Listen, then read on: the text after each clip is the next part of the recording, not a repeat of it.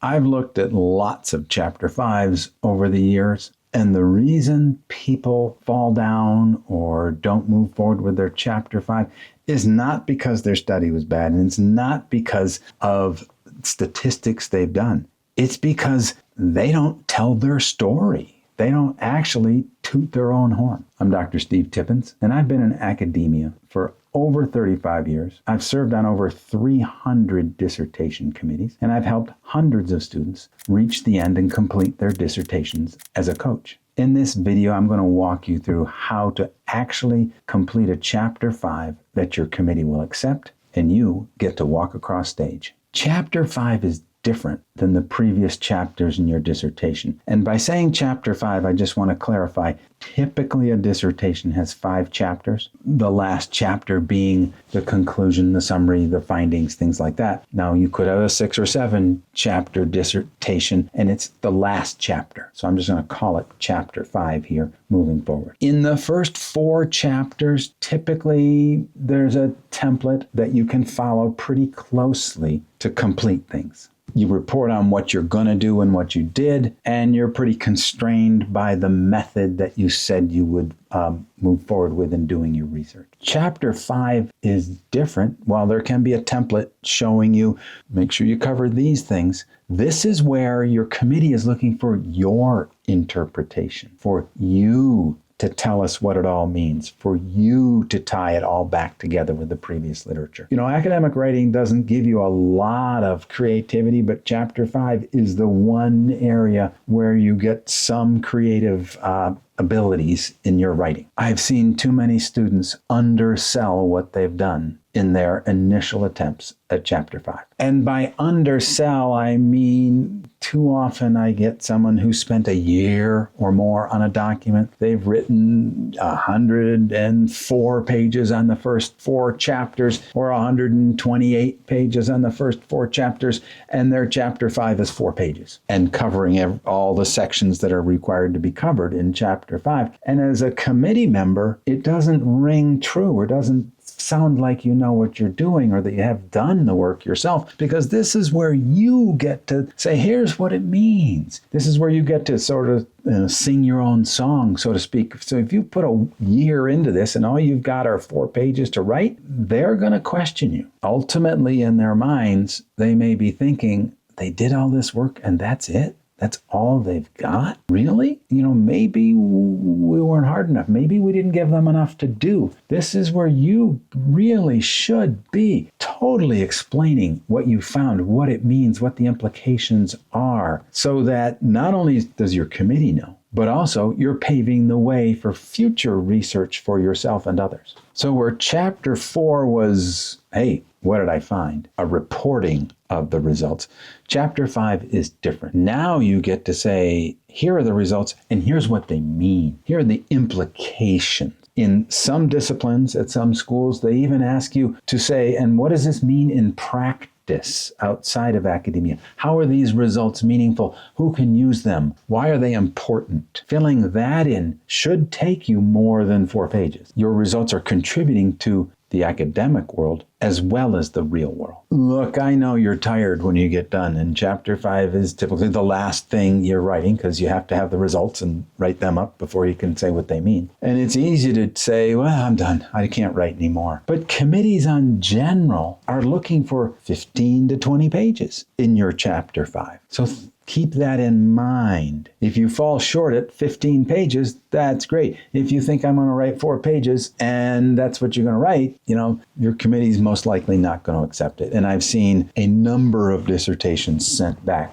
with people who've written 4 and 5 page chapter 5s with committees saying comments like, you know, you have not really explained what this means. You've not told us how it impacts the academic world or the real world. You've not talked about future research. So save yourself a lot of back and forth and do it at the beginning. So the goal in chapter 5 is depth, not just filler. Now I'm going to take you through 6 steps you can put into place and keep thinking about when you're writing chapter 5, so it's much more likely to be accepted. And if you're looking for help, click the link below and you'll be sent to our free dissertation help community to join. So What do I do to strengthen chapter 5 to make it more likely to be accepted? Well, one area that's skipped frequently is you haven't tied this to the previous literature. Meaning, here are your results. How do they fit with what you talked about in your literature review? Chapter 2. You write chapter 2 as support for what you want to do, but it doesn't just stay there. It's when you get your results now, hey, how do my results fit within what has been done? Oh, they're similar to, or they differ from. And that means, so you get to really do more integration or synthesis of your work into the previous work. You have results. You get to report your results and tell what they mean, but don't go beyond what your study talked about or what your study was, the research questions and the purpose of your study, because you aren't going to have a proverbial leg to stand on. So if you were doing a study about school lunch programs and you have findings and you say how they work and how they should be used and what the implications are for student grades and things like that, but you didn't do anything about athletic programs in there, don't make claims about school lunch programs and the impact on athletic programs, because your committee's just going to send it back saying you didn't study that. It's always good to remind your reader when you're beginning chapter 5, hey, what was the problem you were looking at? What's the purpose? And what are the research questions? Now it's easier for them to understand. Yes, you put them in chapter 1. Yes, you might have put them in chapter 3 as well. But this is a number of pages separated from when you did it. And reminding them here and saving them from having to paw back through your document or scroll back through your document keeps them more engaged. So remind them where your study was going and what it was doing. You want to, when you're writing chapter 5,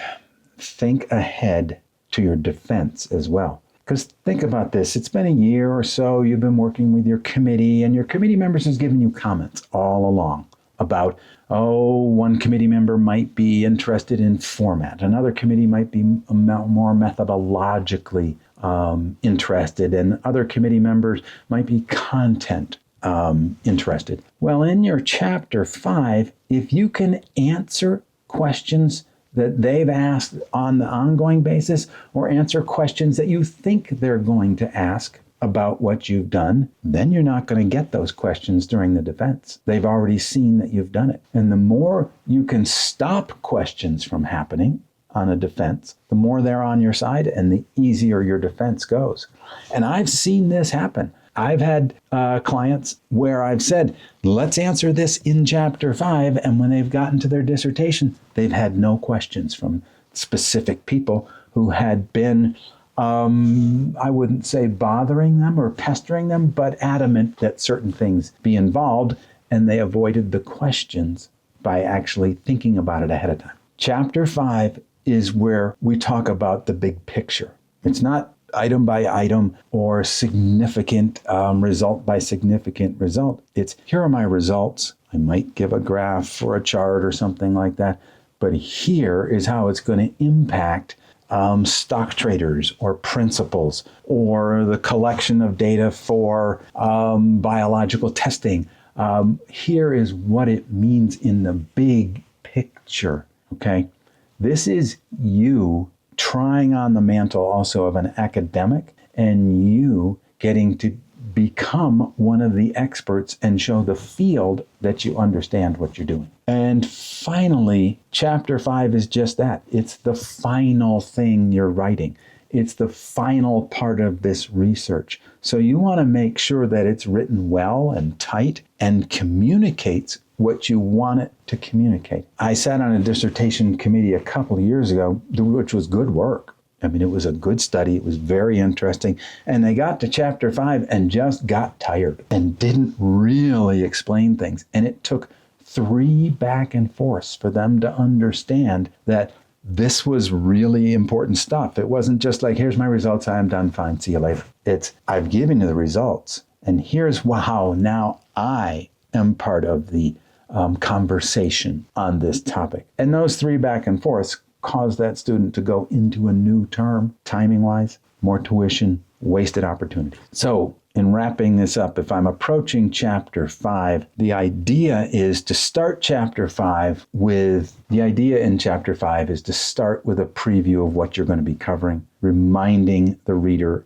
about your research questions, your problem, and your purpose. Then including the implications, what it means, how it fits into the literature. Then we're going to move on to recommendations. What does this actually mean to schools or businesses or communities, whatever you were studying, to other scientists? What recommendations do you have for the results, but also what recommendations do you have for future research? What else should be done? Because you've done this, you know the limitations. You also now know what else should be done in this area. And at the end, bring this to a strong conclusion and leave the reader with the notion that this is a strong contribution to the field. Chapter 5 is not an afterthought. It's where you get to really show why your work is important and what it really means. If you shortchange this, you shortchange not only your dissertation, but your academic field as well. If you're struggling with your chapter 5 or struggling with how to integrate everything so that your committee will understand what you're doing, join our free dissertation help community. You'll get our 5-step dissertation acceptance framework along with real support from veteran committee chairs. Good luck.